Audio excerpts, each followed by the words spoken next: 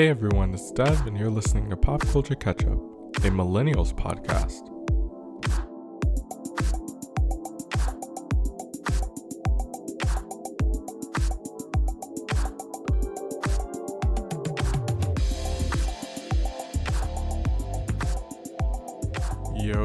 Yo, welcome back to another episode of Pop Culture Ketchup, a Millennials podcast.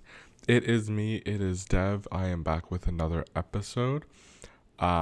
Today is November 17th, the Tuesday, the Turn Up Tuesday, a week before my birthday. Just as a reminder, it is a week before my birthday. So get those happy birthdays ready. Today's episode, we're just going to talk about, it's not going to be like me laughing or anything, but it's more of a serious topic. It's going to be about anxiety and just like how to deal with anxiety disorder, things like that. So just as a fair warning, this is trigger warning. It will be anxiety inducing. So if you suffer extremely from anxiety and you don't want to be triggered, I suggest you not really listen to this episode. I will be talking about anxiety, what it is, and then I will be talking about symptoms, tips, how to overcome anxiety, different types of anxiety, my experience, and then that's basically about it. It shouldn't be too long of an episode, but this is going to be an informative one. That's what I want to do a little bit now, is talk about my experience somewhat and then also do some informative episodes. And this is one of them. So if you like informative episodes, if you want to get educated on some things, if you like the sound of my voice, go ahead and give this this podcast a like. And if you want to see more of me, you could check previous playlists, or actually you can subscribe to this channel. It's free. It takes 2.5 seconds. I'm trying to get to 75 subscribers by the end of this year. So I have about a month and a half, not even a month and a couple weeks left. So help me out, please. It will be a great birthday present. But with that being said, once I come back from this commercial break, we're going to get into anxiety.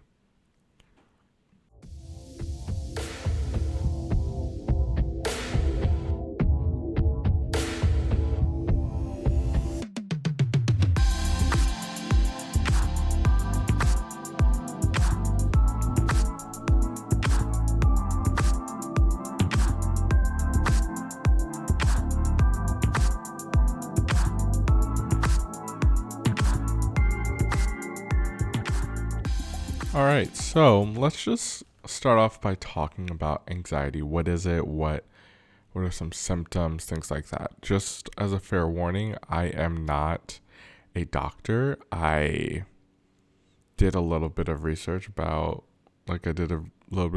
this week. It's just my opinion. It's what I've gathered from the information. So if I am wrong, I'm trying my best to be as right as I can be, but if I am wrong, if there are some other things, if it's not all encompassing, if the advice doesn't work for you, please do not blame me. Again, I am not a doctor, so this is just my opinion and things that I have researched. So anxiety is basically the definition is, one of the many definitions is an intense, excessive, and persistent worry and fear about everyday situations. Fast heart rate, rapid breathing, sweating, and feeling tired may occur. So when it comes to anxiety, from what I've read and from people that I know who have experienced anxiety, it's different. I feel like, there's a state of nervousness, but I feel like anxiety is one step above that. Like, people can be nervous about going on stage or giving a big speech, but for anxiety, it's about like everyday situations. Like, someone can have anxiety going to get the mail. Someone can have anxiety from maybe a package being delivered. it's definitely different from someone being nervous. I think that's a lot like people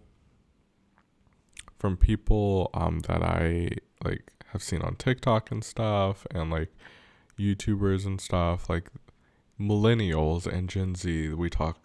A lot of people talk about anxiety. Oh, that gives me so much anxiety. Like, I think there's a difference. Like, there are people who do have anxiety, but I think we're in this culture right now of, I don't want to say downplaying anxiety, but blurring the lines between anxiety and nervousness, because it when some people are saying that and like they're being so casual about it, it's not, to me it's not anxiety, it's just you're having nervousness. But my experience and anxiety is I don't I don't want to say I have anxiety, because I don't think I do. I just I think I have anxious moments. So for me, like, this is going off of the nervousness thing. For me, talking on the phone is something that makes me super anxious. It doesn't give me anxiety, but it makes me super anxious all the time, even if it's with people that I know, like outside of my family. Even no, actually not even outside of my family. If I get a random, like a cold call, if someone calls me and I'm not expecting it, even if I'm expecting it, I feel anxious. So if someone hits me up and says, "Oh, can I give you a call real quick?" Don't tell me what anything, like they don't tell me anything like about the content of what the call is going to be, I already immediately get anxious. If someone like just randomly calls me, even just to ask a quick question of like, "Oh, where are you?" I immediately get anxious. So I think the idea of phone calls, for me, it doesn't bring me anxiety, because it's like I don't have fear about it. I'm worrisome, but not fear. My heart does beat fast. I don't have rapid breathing. Sometimes I do sweat, but I don't feel tired, like with some of these symptoms. So I think it just brings an anxious feeling, but it doesn't bring anxiety. And like another example is going somewhere where I've never been. That is, I don't want to say anxiety inducing, but it does make me feel anxious. And then for people with anxiety, I feel like, again, there's different levels, but it is 10 times worse for them if that is something that gives them anxiety.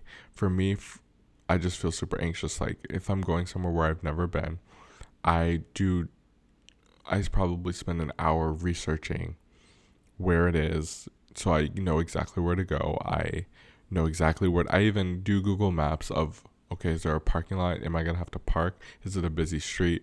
Do I have to make a left-hand turn? Unprotected left-hand turn, because I can't make those. Like, do I have to do all of these things? So I prepare myself to go to this new place. And then normally it's it I try and time it out so I won't be late, but then I won't be too early, because I don't want to be there by myself. I and then up going oh sorry, it doesn't make sense, but like when I'm about to leave to go to this new place, I always have a nervous pee, like, and then my stomach is not cramping, but it feels uncomfortable, and it just makes me super anxious, because going to new places, especially by myself, is just very worrisome for me. It doesn't, I know this episode is about anxiety, but it does make me feel anxious. And then another thing, I'm just talking about my experience, but another thing that makes me feel anxious um, is meeting up with people. So, for example, if like someone says, "Oh, you want to go to lunch?" and I'm like, "Sure." I am the type of person that does not like to be anywhere by myself, like waiting. Like, I could go places by myself, but I don't like waiting by myself, because I feel uncomfortable. Like, I don't know how to explain it, but I just, like, if there are big crowds, not even big crowds, even if it's a small crowd, but I am waiting there by myself, I basically don't know what to do with my person. Like, I don't know what to do with myself. So what I end up doing is, like, I'm the type of person that likes to be on time for everything. Sometimes, like, sometimes, no, actually, I am usually on time for everything. But if I'm meeting up with someone and say, oh, can you meet me at noon? And I'm like, sure. So I go, and if I've never been to that place, I research it, get there at like 11:50 early, wait in my car, sitting there until the person says, "Oh, I'm here," or I see them walk by. So, like for me, normally, because I don't, if it's a restaurant or something, I don't like just sitting there waiting by myself. So I wait until I notice the person that I'm meeting, the people that I'm meeting, that is either they are there or I see them, so I won't have to go there by myself. And I don't know why it makes me anxious. I don't know why it makes me nervous. I don't know why it makes me uncomfortable, but those three things are just those three things I think are a detriment to who I am. Is phone calls, just I can't do phone calls. I don't know why, but I just can't do. I think it's the not knowing what to say and not knowing what the other person's going to say, and then going somewhere new by myself, or even going somewhere new in general. Like, I do want to go to new places, but it's just one of those things where I I don't know. I honestly don't know. And then meeting up with people, if I am meeting someone there by myself. Like, if I am in a car and meeting up with a car with somebody else and meeting up with other people, I'm good. But if I am meeting someone or a group of people and I'm in the car by myself, then I have issues. But again, I wouldn't say I have an anxiety disorder, because what I just talked about is definitely downplaying it. But I do think downplaying it for like people who have it. But I do think I am an anxious person. And then some more examples is just, again, needing to have a plan when I go somewhere. So I have to make sure I know everything. I know what's going on. I know how long I'm going to be out there, because it takes a lot of energy out of me. And then also, like, ordering food at a restaurant. I can't order first because I'm an indecisive person already. So I have like 5 options in my head, but especially if there are no pictures on Yelp, or like of the what I want, or on the menu, I have to really decide what I want to eat. So normally I go like third or last, if there's like a group of 4 people, but I try to go last because I I honestly never know what I want to eat. Like, I do have food in my mind, but I don't know what to eat at all. And then also, like, just because of my indecisiveness, that makes me more anxious. So I really don't like making, like, I'm the type of person that thinks about everybody else. So I don't want to make decisions that someone doesn't like. So then that makes me indecisive, because not only do I have to think about what I want, but I have to think about what everybody else wants and if it suits them. Um, Enough about my experience, but I do want to talk about the experience of, or not the experience, just symptoms of, common symptoms of anxiety. Um, and I got this from mayoclinic.org. I don't know if it's 100% reliable, but that's like that WebMD situation. So we'll see. But again, this is just the research that I've done. I'm not a doctor, and I'm not trying to diagnose anyone who may or may not have anxiety. This is just, again, research that I've done.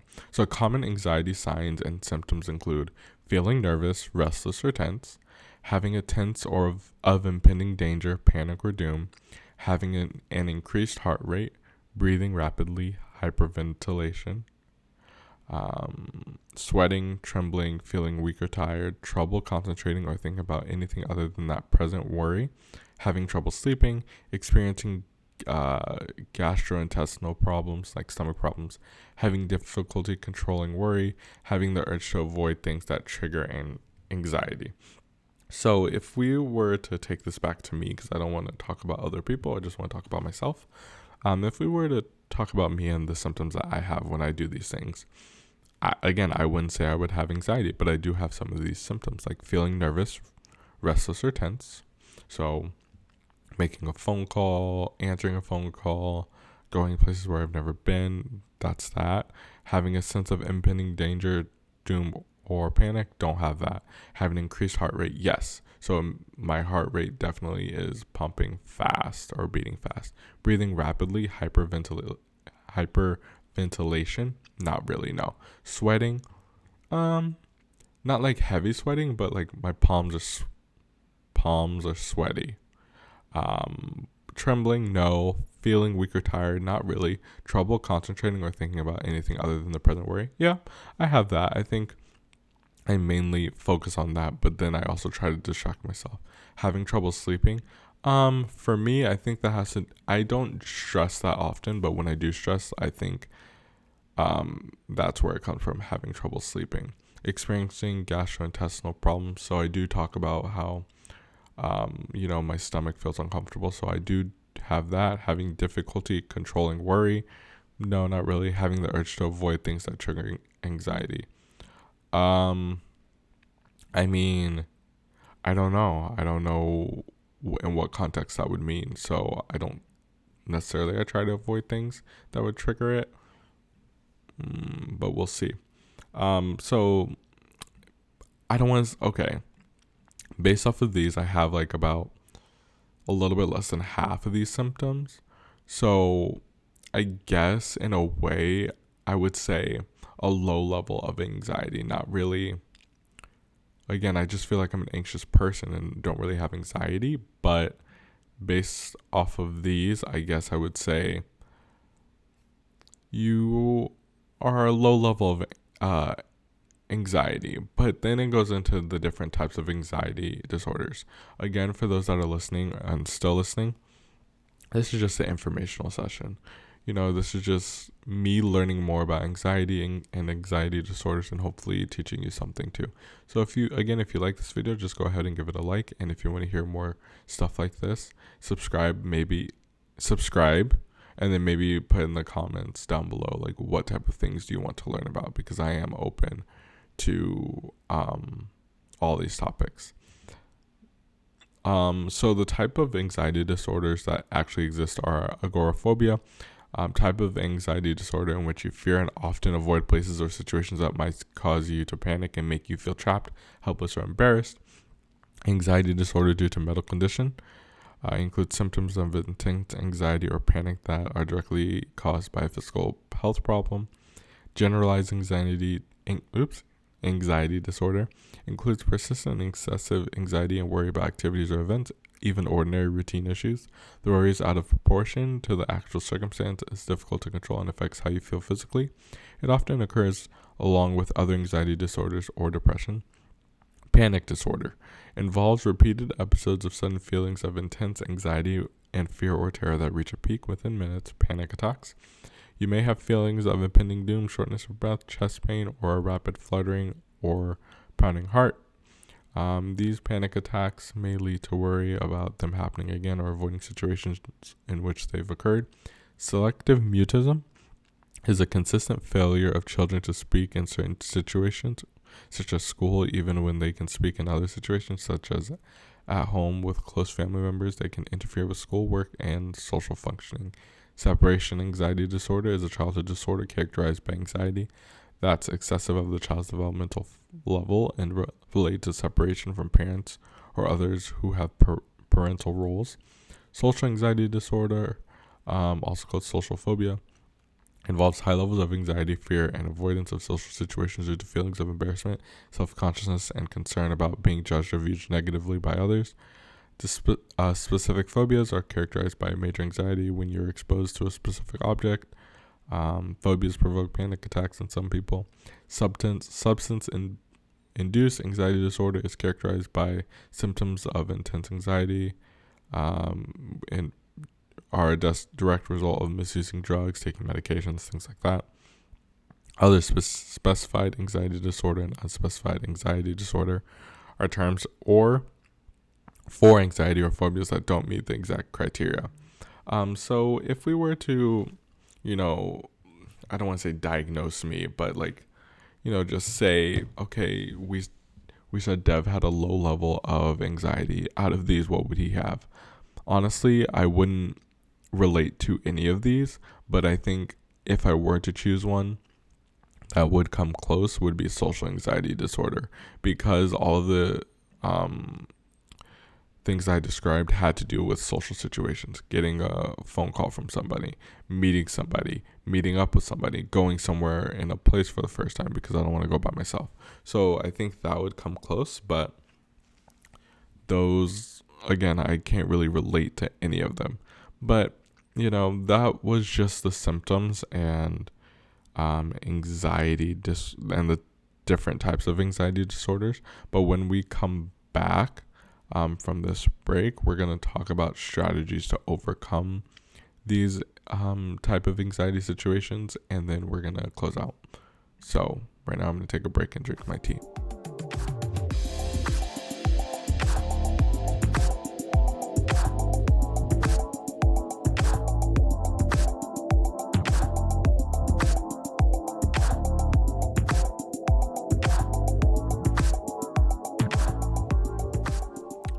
Okay, so I drank my tea. It's hot.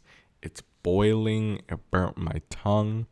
For those that are tuning in, that fast forward a little bit, we just finished talking about anxiety, the different types of anxiety disorders and symptoms. I also talked about my experience about feeling anxious and different situations that fill me with anxiety.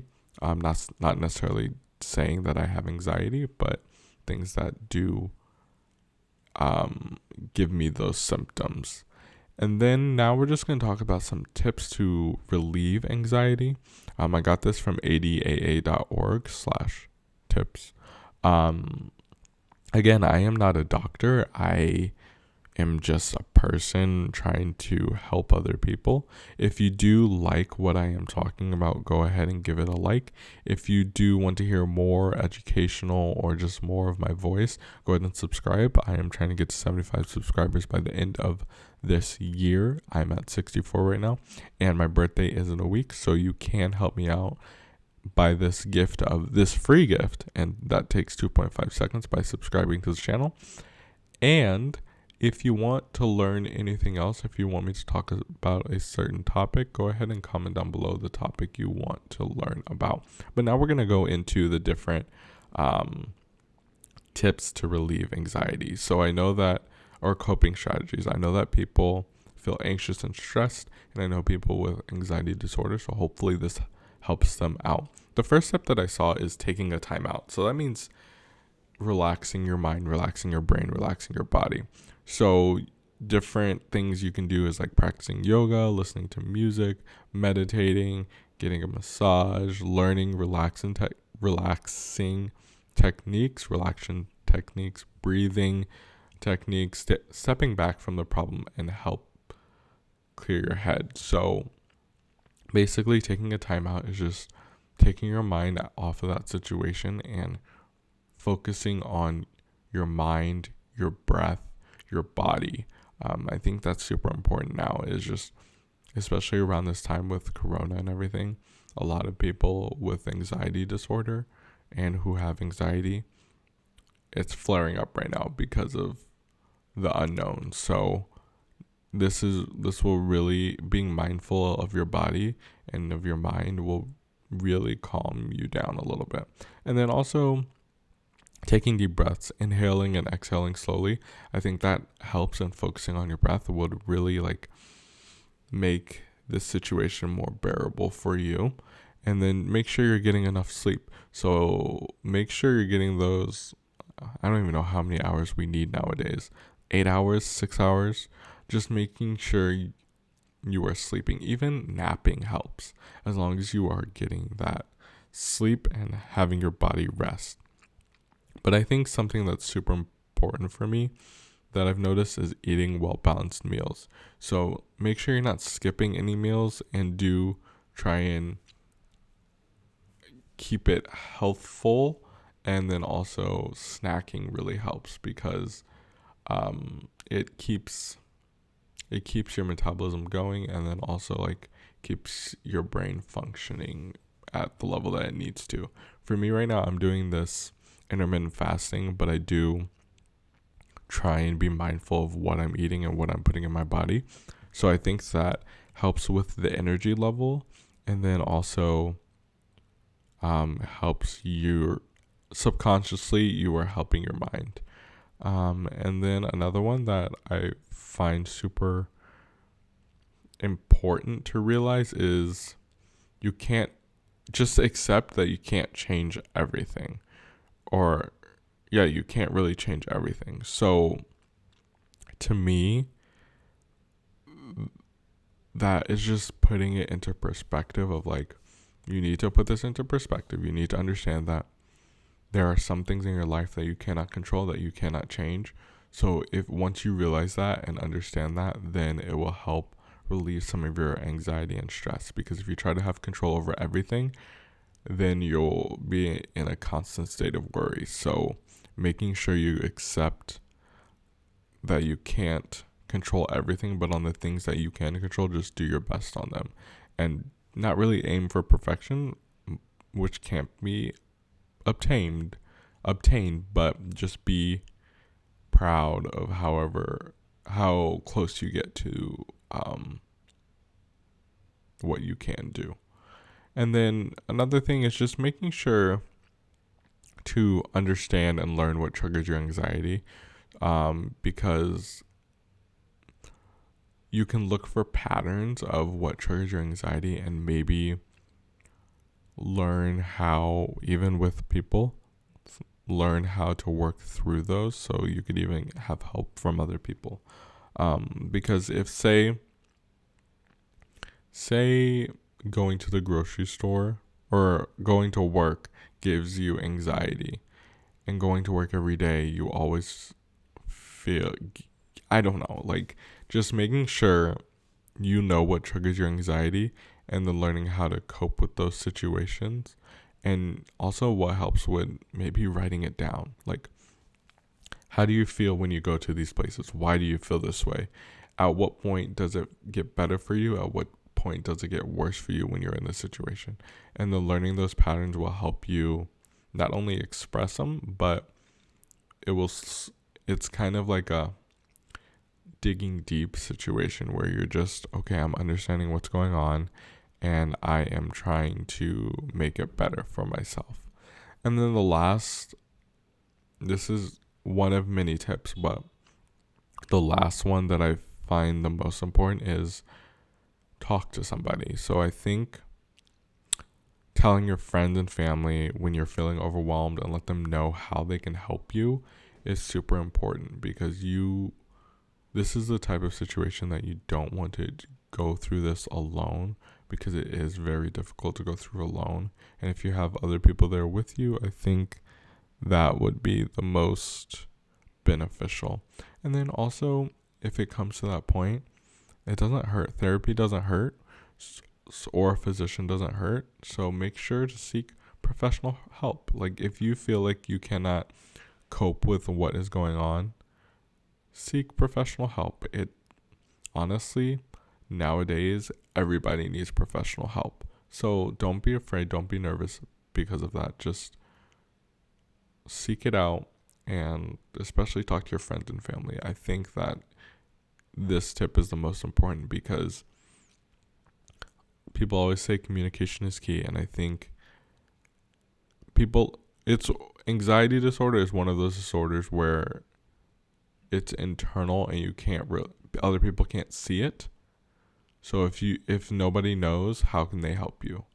So I think that is important, is to let people help you. Hopefully these tips help. Hopefully learning about anxiety and anxiety disorder helped you understand other people better, maybe understand yourself better. If you do have anxiety or anxiety disorder, know you can always talk to me. I am a pretty good listener. So if you ever want to talk to me about it, you can through my Twitter, my Instagram, ITSDEVVV, it's Dev.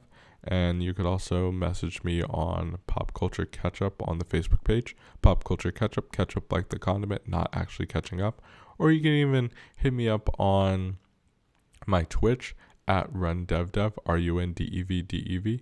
And if you really are feeling special and want to hit me up, you can comment down below under this video and I will read them and try my best to respond.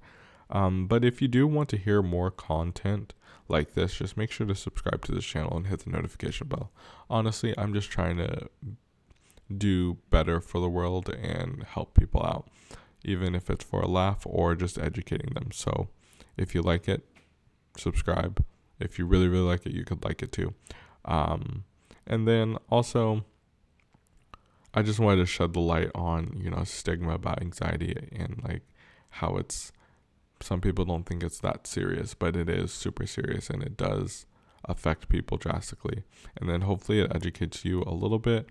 And if you do know anyone who suffers from anxiety, just know that you or they have someone to talk to. It could be me, it could be you, it could be professional help. And with that being said, hopefully you breathe, hopefully you meditate, hopefully you take care of yourself, and I'll catch you on the next one.